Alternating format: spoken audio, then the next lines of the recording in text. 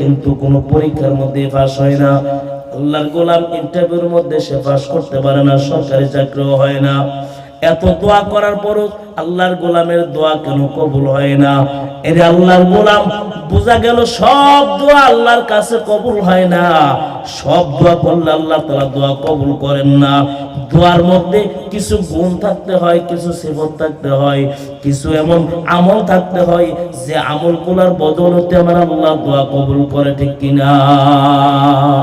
শুধু দোয়া করলেই হবে না, দোয়ার মধ্যে কিছু গুণ লাগবে, যে গুণগুলোর মাধ্যমে যখন আমি আল্লাহর কাছে দোয়া করব, আল্লাহ আপনি আমার এই অমুক জিনিসটা পুরা করে দেন, আল্লাহ আপনি আমার অমুক জিনিসটা পুরা করে দেন, তো আল্লাহর গোলাম দোয়া করতে দেরি হবে, আল্লাহর কাছে তার দোয়া কবুল হইতে দেরি হবে না, ঠিক কিনা? জোরে বলেন।